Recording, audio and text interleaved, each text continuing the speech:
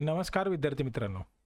कोल्हापूर जिल्हा पोलीस भरती 2024-25 पोलीस शिपाई या पदासाठी प्रश्नपत्रिका ही आहे. वेळ आहे 90 मिनिटे. 15 तारखेचा हा पेपर आहे, 15/3/2026. एकूण प्रश्न 100 आहेत, गुणसुद्धा 100 आहेत. एका मार्कासाठी एक प्रश्न आहे. क्वेश्चन पेपर सेट आहे बी. उमेदवाराचा चेस्ट क्रमांक या ठिकाणी लिहायचा आहे, उमेदवाराची सही करायची आहे. काही सूचना दिलेल्या आहेत, त्या सूचना वाचणं खूप महत्त्वाचं आहे. या पेपरमध्ये सुरुवातीला 25 प्रश्न मराठीचे असणार आहेत. प्रश्न क्रमांक 26, खालीलपैकी कोणता पर्याय चुकीचा आहे? पर्याय क्रमांक ए मध्ये काय दिलेलं आहे पहा, 10, 20 आणि 5 25.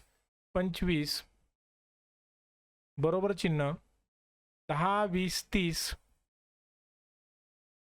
वजा 5 हे बरोबर आहे. पर्याय क्रमांक 1 आहे तो बरोबर आहे, स्पष्टपणे दिसत आहे आपल्याला. त्यानंतर दुसरा पर्याय आहे 10, 20 आणि 5 25 बरोबर हे 9 आहे, अधिक 10 आणि हे 6 16. 9 आणि 16 25 हे सुद्धा बरोबर आहे. त्यानंतर तिसरा पर्याय बघूया, 10, 20 आणि 5 25 बरोबर 11 अधिक 10 आणि 5 15. यांची बेरीज मात्र 25 येणार नाही, 26 ही यांची बेरीज येत आहे.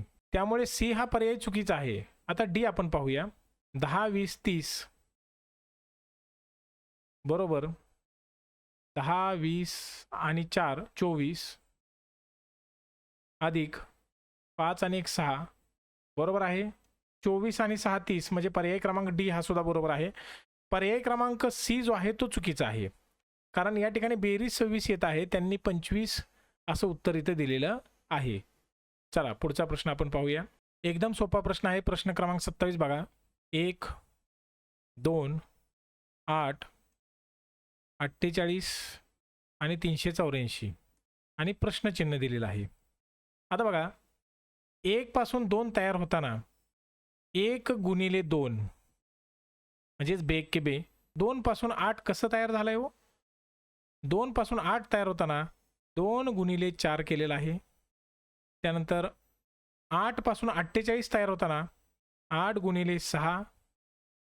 48 पासून 384 तयार होताना 48 गुणिले 8.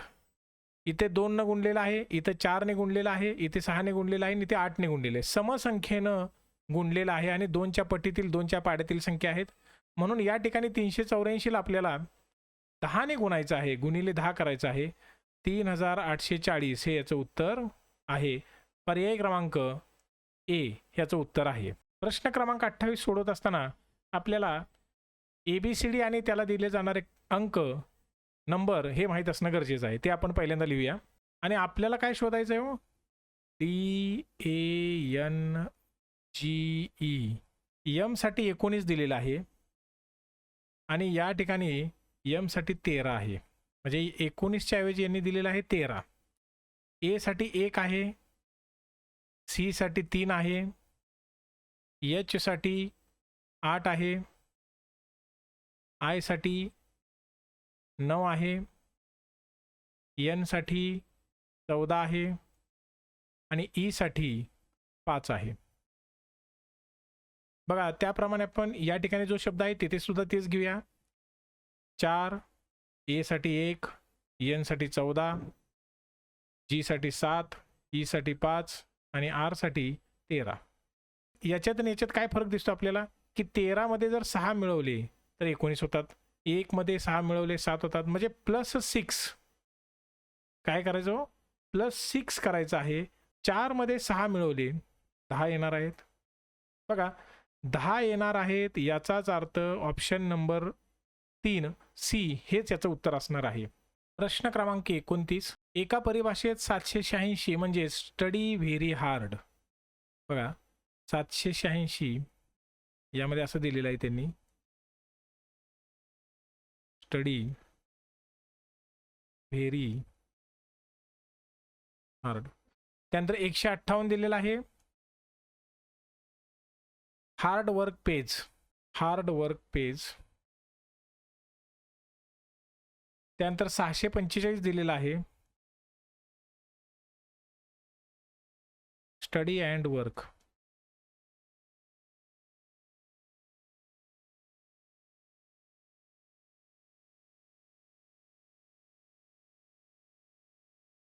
विहिरी हा शब्द कुठे आहे हो? या ठिकाणी आहे.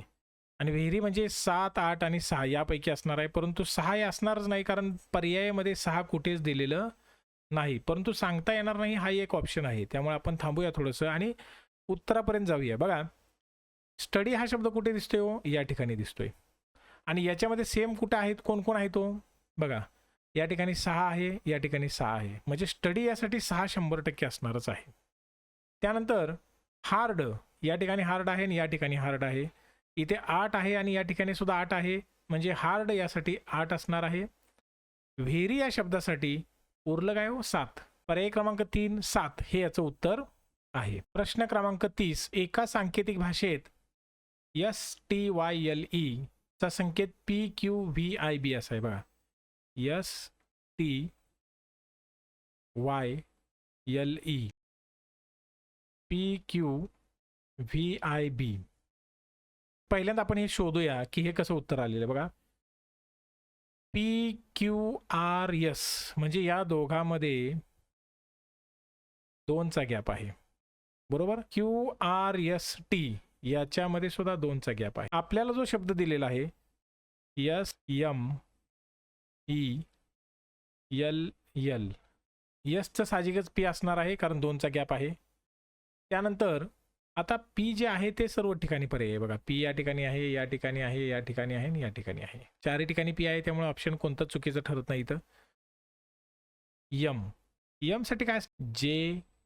JKLM म्हणजे 2चा गॅप आहे, J असणार आहे. आता J असणार आहे 2 ठिकाणी J आहे. बघा, A मध्ये आहे आणि D मध्ये आहे. C मध्ये आणि B मध्ये कुठेच नाही, म्हणून हे B आणि C दोन्ही पर्याय गेले. आता पुढे जाऊया. ई साठी कोण असणार आहे ते बघू आपण एकदा. ईच्या अगोदरचे जे 2 शब्द आहेत सोडून आपल्याला मोजायचं आहे. बघा, B, C, D आणि E म्हणजे याचा अर्थ B असणार आहे आणि ऑप्शन नंबर A हे याचं उत्तर असणार आहे. B या ठिकाणी H आहे, म्हणजे D सुद्धा चुकीचं आहे, A बरोबर आहे. Question number 31. दिलेल्या अक्षरांच्या शृंखलेतील विषम स्थानावरील अक्षरे काढून टाकल्यास किती स्वर उरतील असं विचारलेलं आपल्याला. आता ही जी अक्षर मालिका आहे, या अक्षर मालिकेमध्ये आपण नंबर देऊया. पहिल्यांदा अक्षर मालिका खाली लिहून घेऊया. बघा, अक्षर मालिका आपण दिलेली लिहून घेतलेली आहे. ॲक्च्युली हे लिहिण्याची आवश्यकता नाही, तुम्ही तिथेच डायरेक्ट सोडवू शकता. आपण यांना नंबर देऊया.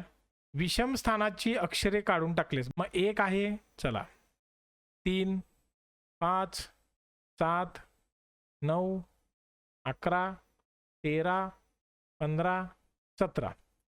आता विषम स्थानावरील अक्षरे आपण काढून टाकलेली आहेत, सम स्थानावर असणारी अक्षरे राहिलेली आहेत. आता यातील स्वर विचारले. स्वर कोणकोणते आहेत? इंग्रजीमध्ये A, E, I, O, U असे एकूण 5 स्वर आहेत. आणि आता बघूया आपण स्वर किती आहेत. 1 झाला, हा E 1 झाला, परत I, S नाही येणार, B येणार नाही, S येणार नाही, 4 आणि 5. ऑप्शन नंबर C म्हणजे पर्याय क्रमांक 3 5 हे याचं उत्तर असणार आहे. प्रश्न क्रमांक 32 आता आपण पाहूया. S, F, R, W आणि H अद्याक्षरे असलेल्या 5 मित्रांपैकी प्रत्येकाची उंची वेगवेगळी आहे, परंतु ती त्याप्रमाणे असणे आवश्यक नाही. H हा S पेक्षा उंच आहे. बघा, H हा S पेक्षा उंच आहे, याचा अर्थ हे असं असणार आहे, बरोबर. R हा F पेक्षा उंच आहे, कॉमा देऊया आपण इथं. R हा F पेक्षा उंच आहे, बरोबर. त्यानंतर काय सांगितलं? S हा R पेक्षा उंच आहे, S हा R पेक्षा उंच आहे, बरोबर आहे. W हा H पेक्षा उंच आहे, W हा H पेक्षा उंच आहे. ओके, आता याच्या सहाय्याने आपल्याला सोडवायचं आहे. H जो आहे तो S पेक्षा मोठा आहे, S जो आहे तो R पेक्षा मोठा आहे, R जो आहे तो F पेक्षा मोठा आहे किंवा उंच आहे, आणि W जो आहे H पेक्षा उंच आहे. म्हणजे याचा अर्थ स्पष्ट आहे, सर्वात उंच कोण आहे हो? डब्ल्यू. म्हणून पर्याय क्रमांक 4 डब्ल्यू हे याचं उत्तर येत आहे. प्रश्न क्रमांक 33 बघूया. DRIVE बघा, DRIVE याची रचना त्यांनी अशी केलेली आहे बघा. IREDV म्हणजे या ठिकाणी काय केलेलं बघा, याला आपण नंबर देऊया बघा. आय आहे तो 3 नंबरचा 1 नंबरला आलेला आहे. आर ज्या ठिकाणीच आहे, ई 5 नंबरला होता, डी 1 नंबरला आणि व्ही 4 नंबरला. या पद्धतीने 3 2 5 1 4 अशी रचना आपल्याला हवी आहे बघा. आपण सोपं काम करूया. यातला जो ई आहे त्याची रचना 5 आहे, तो 5 हा 3 नंबरला आलेला आहे का, मध्ये आलेला आहे का ते चेक करू आपण बघा. आर जो आहे तो मध्ये आलेला आहे का, बरोबर आलेला आहे. पुढचे आपण क्रॉस चेक करूया. जी आहे तो मध्ये आहे का हो, नाही. यस आहे मध्ये आहे का हो, नाही. वाय आहे मध्ये आहे का हो, नाही. म्हणजे याचा अर्थ स्पष्ट आहे, पर्याय क्रमांक 1 हे याचं उत्तर आहे. प्रश्न क्रमांक 34 आपण नंबर दिलेले आहेत. PN 70. आता पी साठी काय हो, 16. ई साठी आहे 5 आणि एन साठी आहे 14. या तिघांची आपण बेरीज करूया. या तिघांची जर बेरीज केली, 16 आणि 5 21, 21 आणि 14 35. आता 35 आलेला आहे, परंतु या ठिकाणी 70 दिलेलं आहे. लगेच आपल्या लक्षात येईल की गुणिले 2 असणार आहे. 35 दुणे 70 हे उत्तर असणार आहे. बुक पाहण्याची आवश्यकता नाही, डस्टर डायरेक्ट आपण चेक करूया बघा. डी साठी आहे 4 अधिक यू साठी आहे 21 अधिक या सगळ्यांची जर बेरीज केली तर ती 87 येते. 87 गुणिले 2 केल्यानंतर 174. म्हणून ऑप्शन नंबर ए पर्याय क्रमांक 1 हे याचं उत्तर येत आहे. प्रश्न क्रमांक 35. सन 1992चा प्रजासत्ताक दिन रविवारी होता, तर त्या वर्षीचा स्वातंत्र्य दिन कोणत्या दिवशी येईल? कोणत्या दिवशी येईल हे आपल्याला विचारलेलं आहे. आता आपण हे सोडूया. 26 जानेवारी 1992 म्हणजेच प्रजासत्ताक दिन ते 31 जानेवारी म्हणजे 31 मधून 26 वजा केले तर 5 येतात बरोबर. त्यानंतर फेब्रुवारी महिना बघूया आपण. फेब्रुवारी महिना 1992 बघा. 1992 आहे भागिले जर 4 केले तर याचा अर्थ स्पष्ट आहे की हे लीप वर्ष आहे, कारण 4 ने 92ला पूर्ण भाग जातो. म्हणून जानेवारी नंतर फेब्रुवारी महिना जो आहे तो 29 दिवसांचा आहे बघा. 29 दिवस. त्यानंतर फेब्रुवारी नंतर मार्च 31 दिवस, एप्रिल 30 दिवस, मे 31 दिवस, जून 30 दिवस, जुलै 31 दिवस. आता 15 ऑगस्टपर्यंत जायचे. स्वातंत्र्य दिन विचारलेला आहे म्हणून 15 ऑगस्टपर्यंत किती दिवस असणार हो? 15 दिवस. आणि या सर्वांची जर बेरीज केली आपण बघा, 5 29 31 30 31 30 31 15 202 ही यांची बेरीज आलेली आहे. आता या 202 ला आपल्याला 7 ने भागायचं आहे. कितीने भागायचं आहे? 7 ने बघा. 7 दुणे 14, 6 राहिले. त्यानंतर हे 2 7 8 56, परत 6 राहिले. बाकी किती आली हो? 6. 6 दिवस आपल्याला पुढे जायचं आहे. म्हणजे आता रविवार आहे प्लस 6 दिवस जायचं पुढं बघा. रविवार नंतर सोमवार, मंगळवार, बुधवार, गुरुवार, शुक्रवार आणि शनिवार. याचं उत्तर आहे शनिवार. पर्याय क्रमांक 3 शनिवार हे याचं उत्तर आहे. लक्षात ठेवा, प्रजासत्ताक दिन आणि स्वातंत्र्य दिन या दोन्हीमध्ये नेहमी 200 दिवसांचा गॅप असतो. पण साधं वर्ष असेल तर 201 दिवस आणि लीप वर्ष जर असेल तर मात्र 202 दिवस. आता बघा या ठिकाणी 1992 हे लीप वर्ष आहे म्हणून 202 दिवस पुढे जायचं आहे आपल्याला. आता 202 दिवस पुढे जायचं, याला आपण 7 ने भागू. 7 ने भागल्यानंतर बाकी 6 येते. इथे ते बाकी 6 दिवस येते. 6 दिवस आपल्याला पुढे जायचं आहे. म्हणजे रविवार नंतर 6वा दिवस जो आहे तो साहजिकच कोणता येणार आहे हो? शनिवार, कारण रविवारनंतर 7वा दिवस हा रविवारच असणार आहे. प्रश्न क्रमांक 36 विधान दिलेलं आहे आणि निष्कर्ष दिलेले आहेत आणि यावरून आपल्याला पर्यायातून उत्तर शोधायचं आहे. काही शाळा प्रयोगशाळेत, समजा शाळा, आपण एक अंदाज घेऊया, 1 नंबर 2 नंबर 3 नंबर अशा शाळा आहेत. काही शाळा प्रयोगशाळा आहेत, म्हणजे याच्यापैकी ह्या 1 आणि 2 ह्या काय आहेत, तो प्रयोगशाळा आहेत. सर्व प्रयोगशाळा सिनेमागृह आहेत, म्हणजे याचा अर्थ ह्या ज्या प्रयोगशाळा आहेत त्या कोण आहे, तो सिनेमागृह. आता आपण निष्कर्ष बघूया. काही सिनेमागृह शाळा आहेत, काही सिनेमागृह शाळा आहेत, म्हणजे हे 1 आणि 2 ह्या प्रयोगशाळा म्हणजे सिनेमागृह आहेत आणि त्या शाळा आहेत का, हो आहेत. काही सिनेमागृह शाळा आहेत, हो काही सिनेमागृह शाळा आहेत.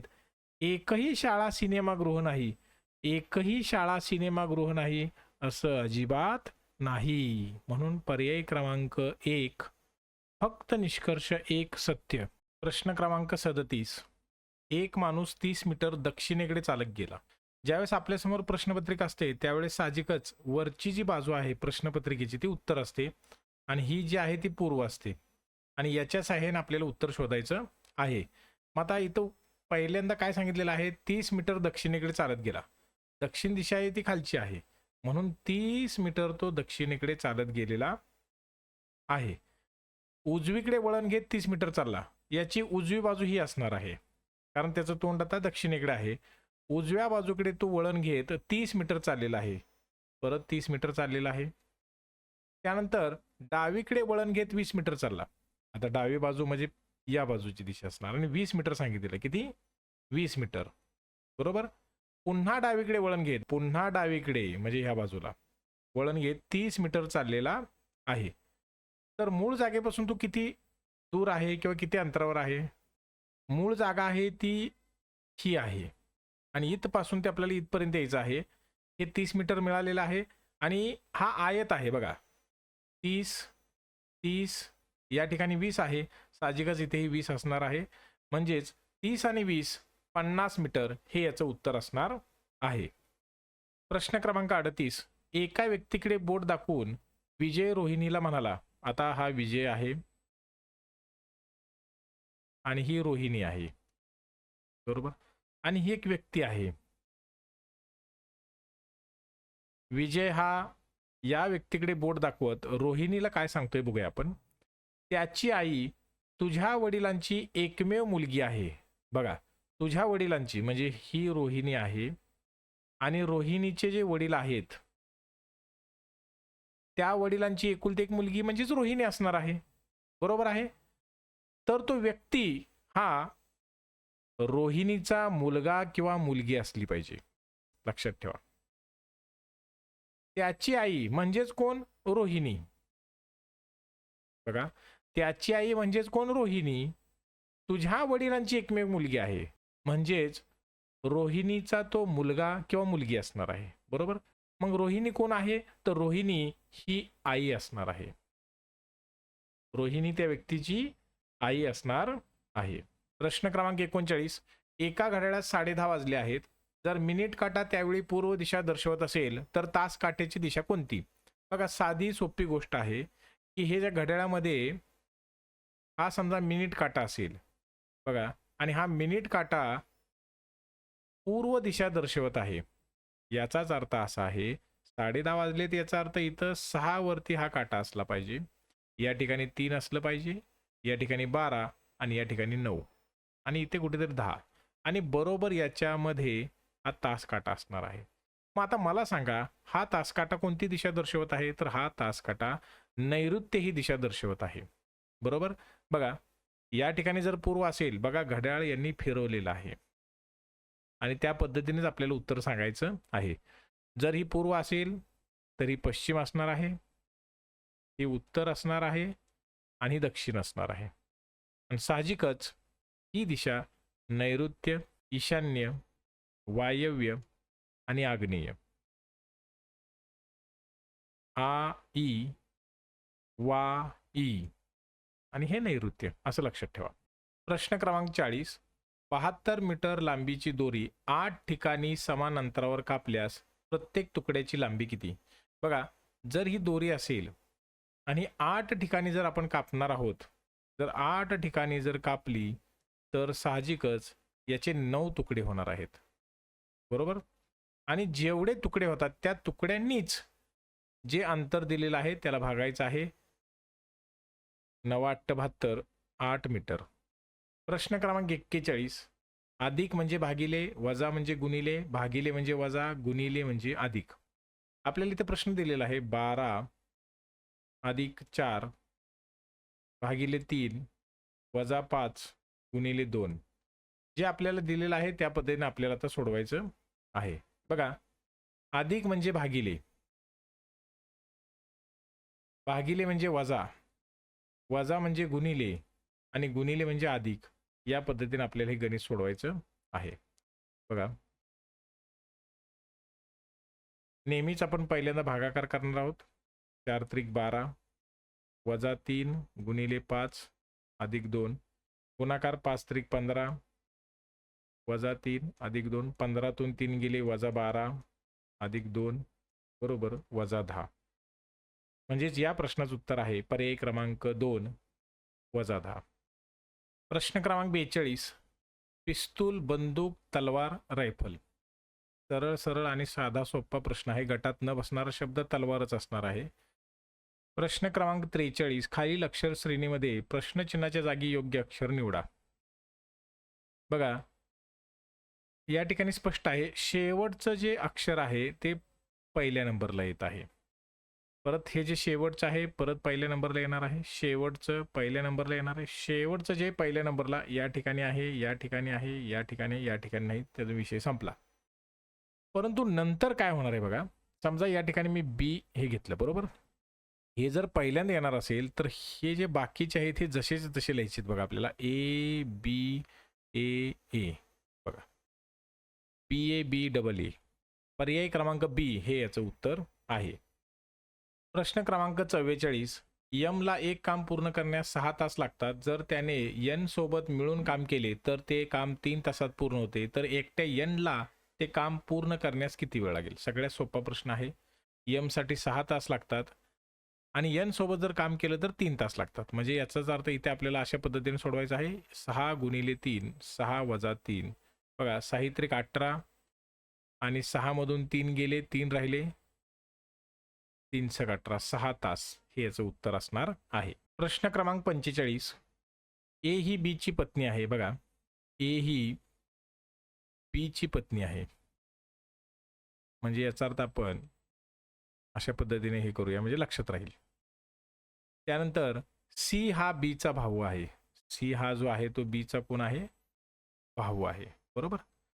डी ही बी ची आई आहे. बघा, डी ही बी ची काय आहे? आई आहे. जर बी ची आई असेल तर साहजिक ती सी ची सुद्धा आई आहे, बरोबर? तर डी ही ए ची कोण लागते? आता मला सांगा, हा मुलगा आहे बी आणि ए त्याची बायको आहे. म्हणजे याचा अर्थ डी ही कोण असणार हो? सासू असणार आहे, बरोबर?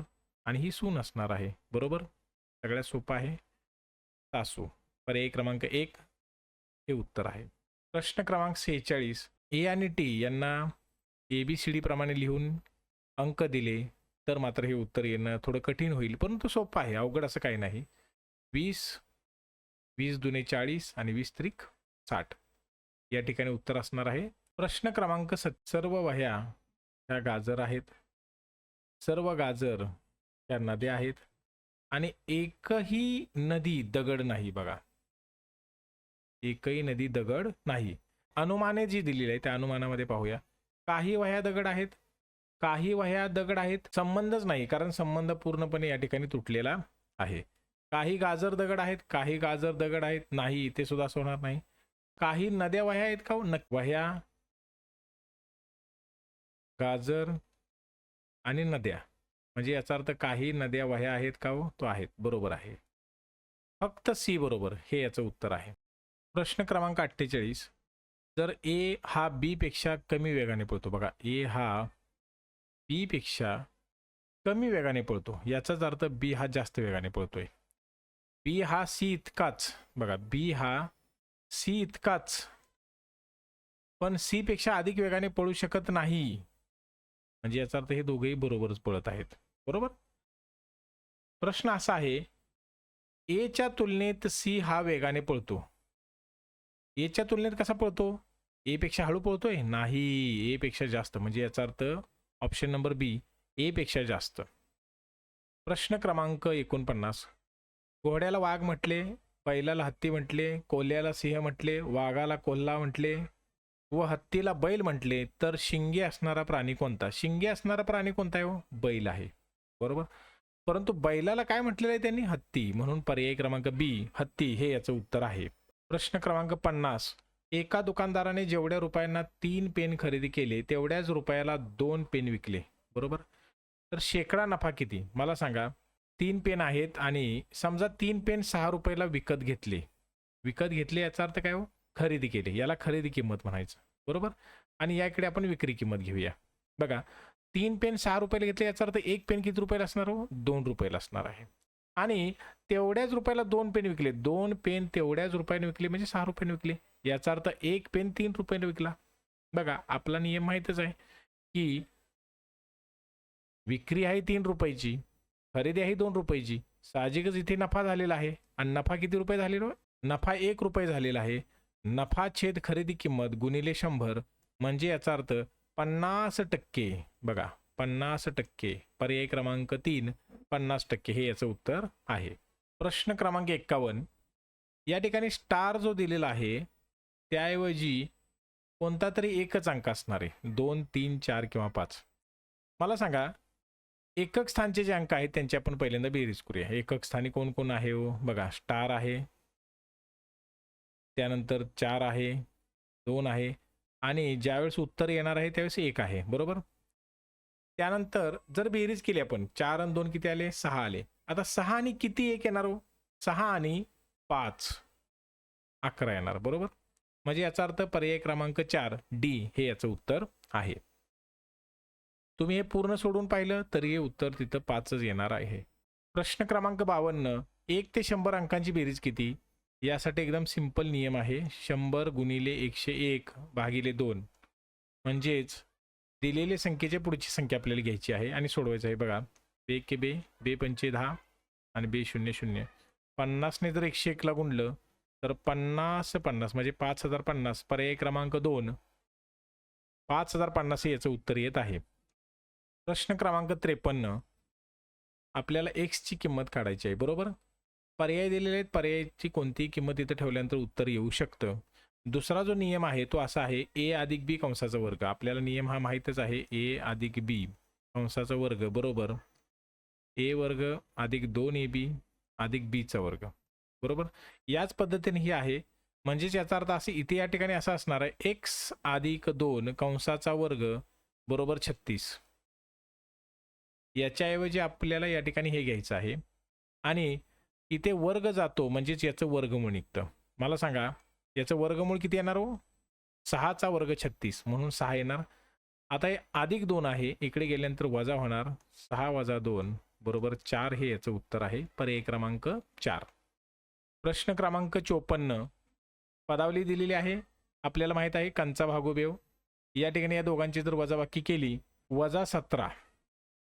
124 मधून 107 जातात, परंतु आपल्यावरती कर्ज आहे म्हणून वजा लिहिलेला आहे. 25 वजा वजा 17.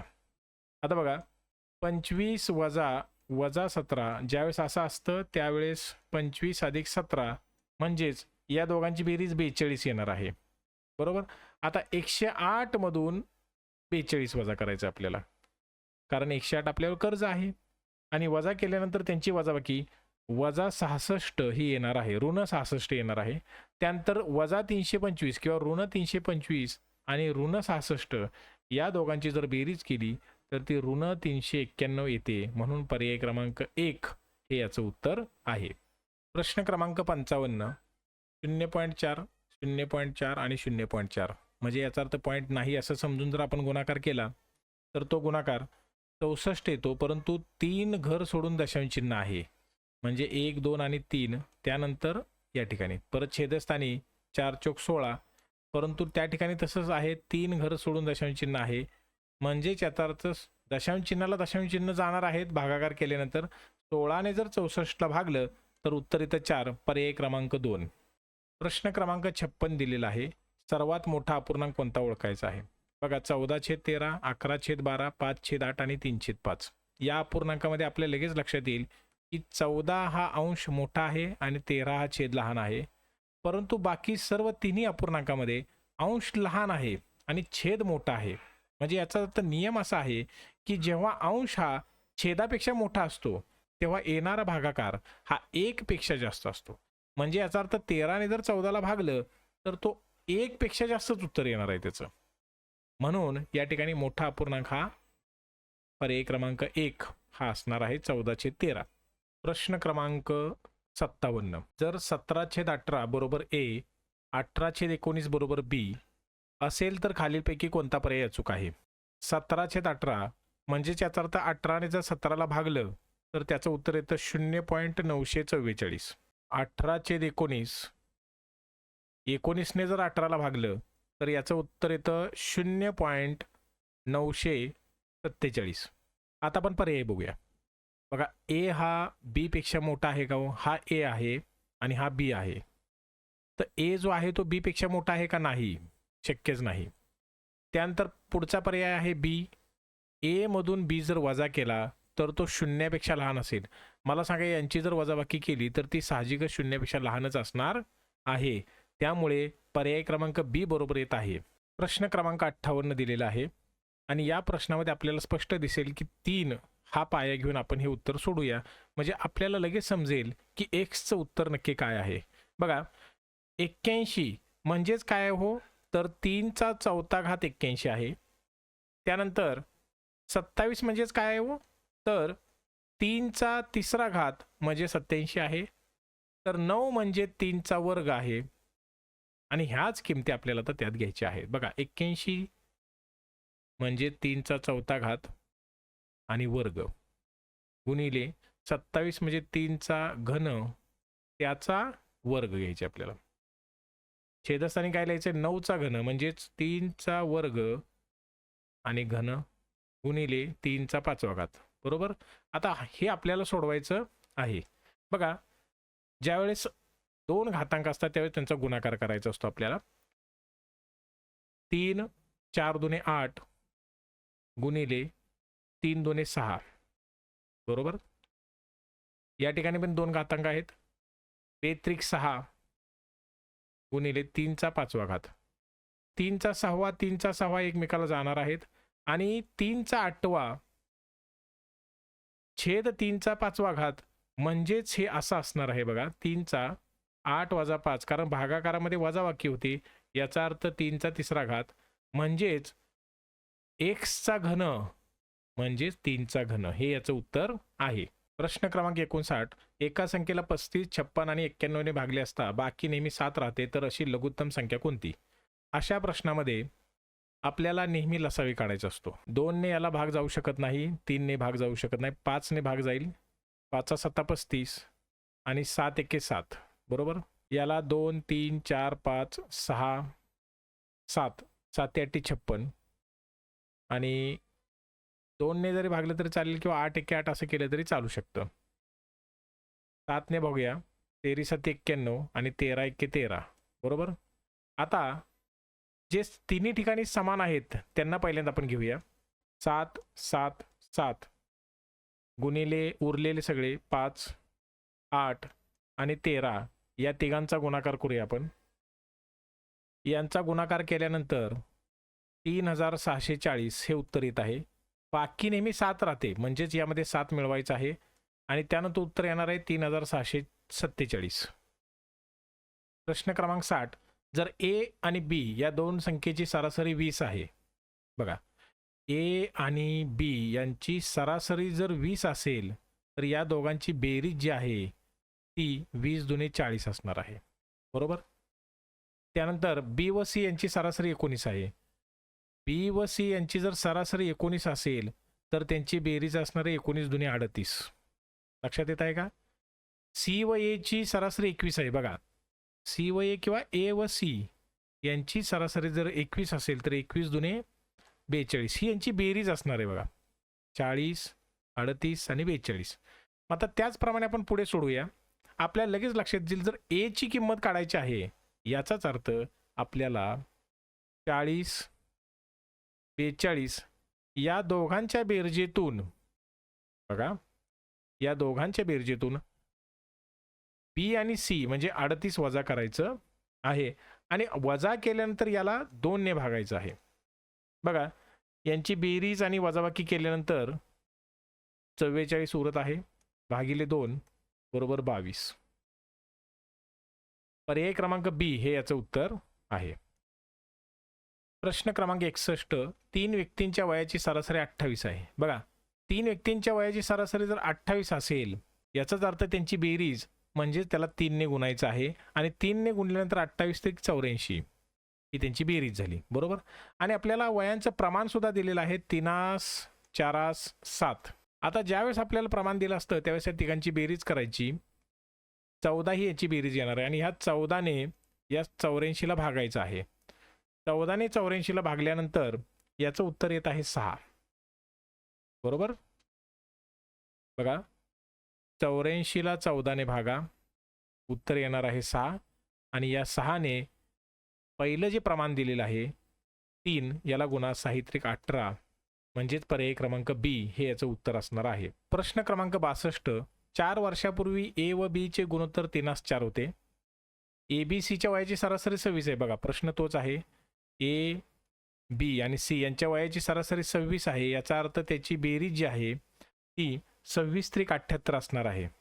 सी हा बी पेक्षा 11 वर्षांनी लहान आहे.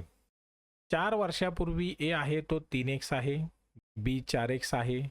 4 वर्षापूर्वी होते म्हणजे याचा अर्थ 4 वर्षानंतर म्हणजेच किती हो, 3x अधिक 4, 4x अधिक 4 आणि 4x अधिक 4 वजा 11 हा सी असणार आहे, कारण सी हा बी पेक्षा 11 वर्षांनी लहान आहे आणि यांची तिघांची बेरीज जी आहे ती किती आहे हो, 78 आहे. बघा अशा वेळेस आपण काय करणार, 4 1 4, 4 2 8, 4 3 12, 12तून 11 गेले किती राहिले हो, 1 राहिले. आता 78 जे आहे इथे 1 राहिलेले आहे ते पलीकडे गेल्यानंतर वजा होणार आहे म्हणजे इथे 77 उरणार आहे. एक्स चे आहेत चल आहे त्यांची बेरीज करू, 3x 4x 4x म्हणजे 11x राहणार आहेत. 11 ने जर 77 ला भागलं तर x बरोबर 7 हे उत्तर येतं. आता x 7 आहे परंतु b चे वय किती याच्यामध्ये किंमत घाला, 4x अधिक 4 म्हणजेच 4 गुणिले 7 अधिक 4, 7 चौक 28 अधिक 4 बरोबर 32 हे याचं उत्तर आहे.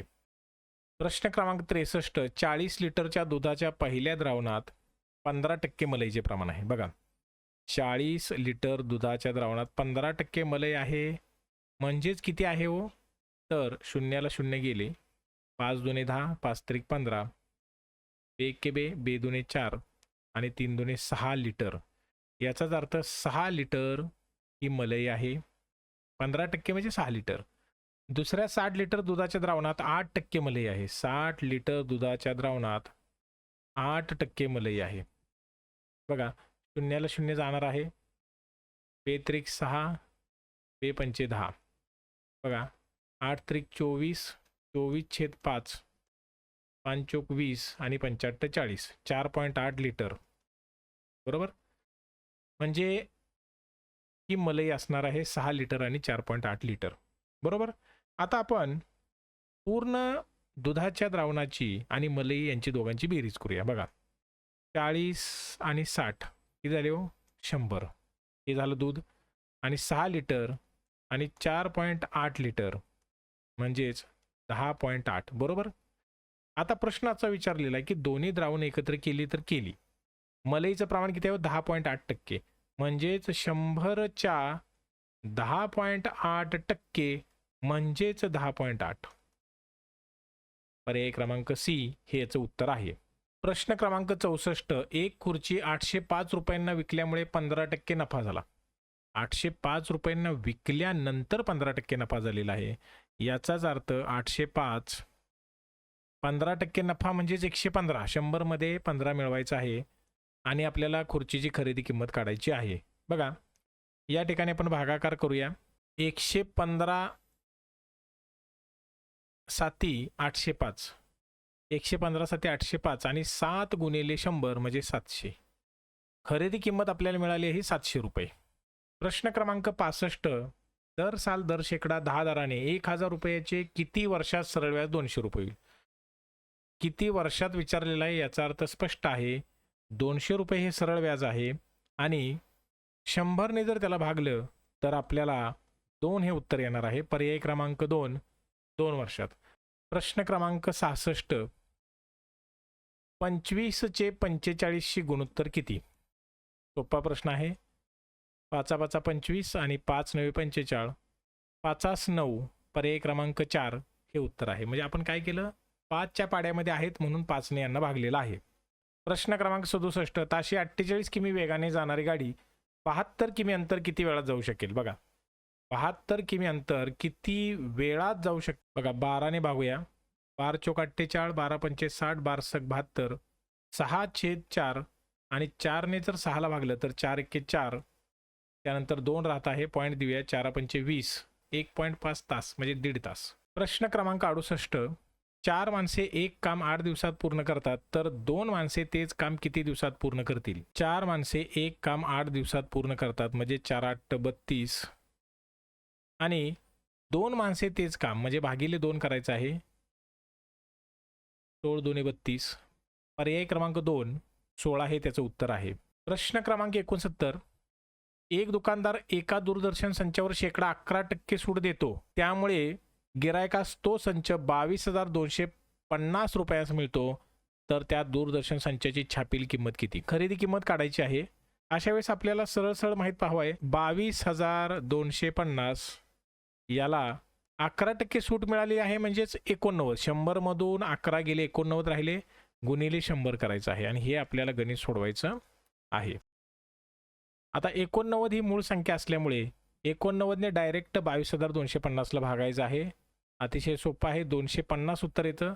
250ने 100ला गुणा, 25,000 हे याचं उत्तर येणार आहे.